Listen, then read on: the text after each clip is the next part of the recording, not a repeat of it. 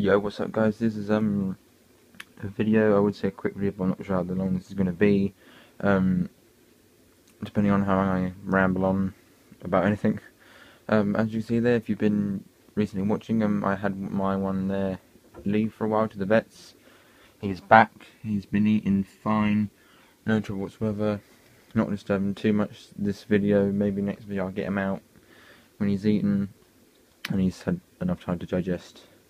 But this video is going to be about what first snake to get as a beginner, or maybe experienced people, but it's more towards what is the best starter snake.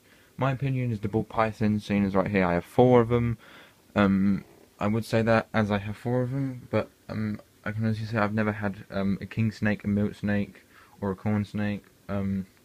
These have been my first snakes. Jacoby down there at the bottom was my first snake I ever had. I absolutely adore him. He's my calmest. I will let anyone handle him no matter what. I won't even hesitate twice before letting anyone near him, because I know he will not hurt anyone. Neither will he, although he is big and he could do some damage if someone annoyed him, which someone has, but thankfully he hasn't bit anyone yet, because I wouldn't let him, and I wouldn't let him get stressed enough so he would try and bite them. My pied bull in there.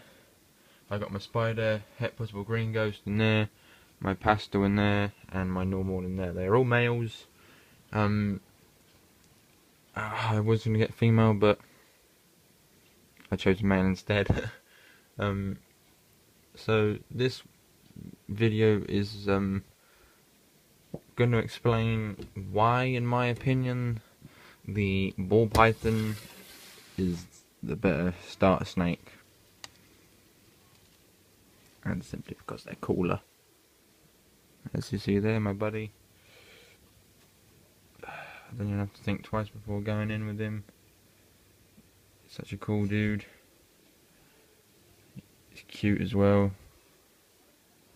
And he's been wriggling around, plus what I've just done to him. Okay, so ball pythons, generally males will be smaller, females will be bigger, because they got to hold their ovaries when they have eggs. They will get to about 4 to 5 feet. Males 3 to 4 feet. 4.5 I think at a push. And I'm not going to say all ball pythons are, because you know everyone has a different opinion on what snake they love more, or what one they prefer. But I prefer ball pythons as well. Carpet pythons, I mean, I like them as well. I want one when I have enough room of my own. But you see there, he's just sitting there.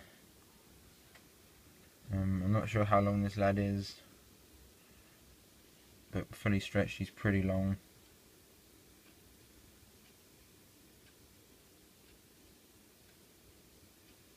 He's a good boy. So I don't know what it is about them that made me want them and think that they were the best starter snake, and the first snake I thought I went and got. Corn snakes, I don't really like them, to be honest. I don't like any of the corn snakes, milk snakes, the rat snakes, king snakes. I like big beefy animals. Like the same with dogs. I have 2 labs. I hate small yippy yappy dogs. I like big, not to make me look bigger and cooler. I just prefer the bigger dogs and the bigger animals. Like I like the big beefy snakes you see here. Generally they do require 2 hands to hold, but he's fine with one since I'm not that high up off the ground. And obviously the bigger, the higher food they need, like either the more, you can either feed them the small weaned mice. You're not going in there, son. Okay, clearly he is, how you get. And loads of them, like 2 or 3 weaned rats, or mice even, sorry. Or you can feed them one big meal, which will get them through, which costs less in my opinion, which it probably does.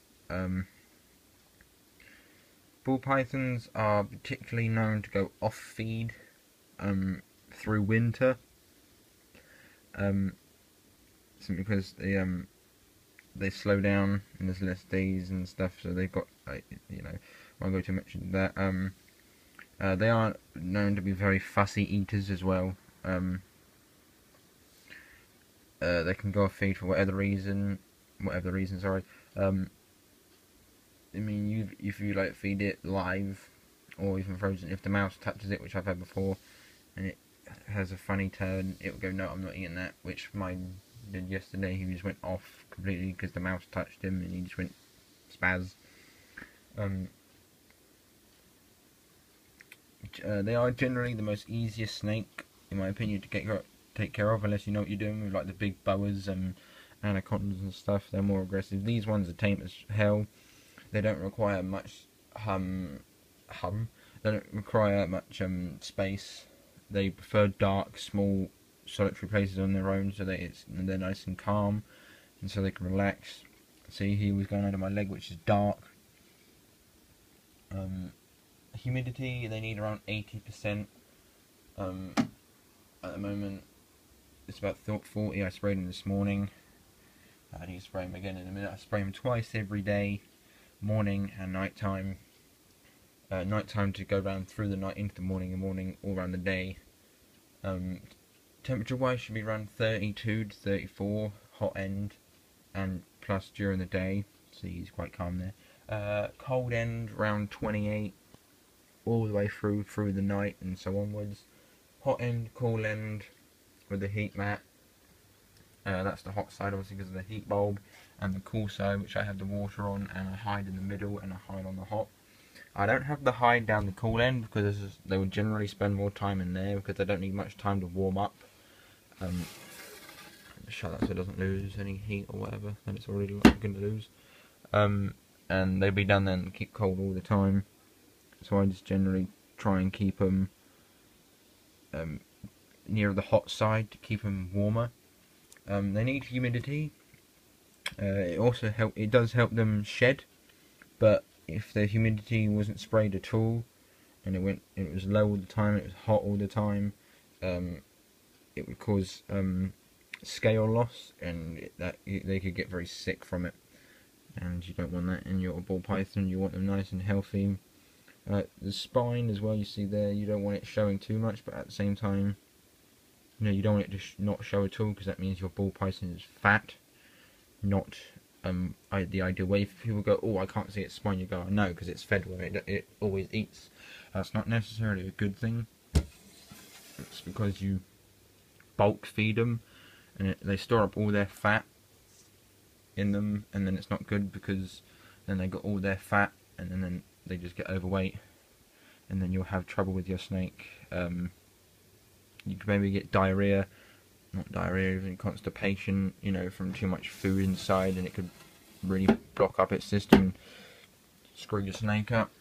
So you want it just about with the spine showing, so you can feel it, but not enough so you can see it all the time. Now here's my favourite boy, my pastel Shaddix. 678 grams was last time. I haven't read it on yet. He is now 830. He had a little snack last night because the little pied wouldn't eat. There he is. He's a huge boy. He is my favourite by all far. Out of 4, you would think that I wouldn't have a favourite. I do. It's him. He's absolutely. His colours are amazing, and he does not let me down eating. The only time he does not eat is during shed, when they do not eat. Here, he is a fat. I say fat, but he's not obviously fat because I don't let my snakes get fat. But he is generally a huge snake. He's grown very well. He's just over a year old. As you see there, he's heading straight for the chair, so I better be careful. You can see his spine just about, but it's not enough there, like I said. He's a decent size. His colours are amazing. Oh god, he got nervous when I touched his tail. He doesn't really like that. It made me jump. Because I probed him and he didn't like that one bit. There you go, you can sort of see his size. He did not like me being probed. And he did have a little snack yesterday, so I'm not going to bother him too much, but I thought I'd let you see him. Here he is. Would have made sense to put the hide back in first, because now he's going to try and wander around that. My little blackout blind so the light doesn't annoy me in the mornings. So yeah, please ask about anything you have that you're wondering, any troubles at all. Please let me know. Peace out.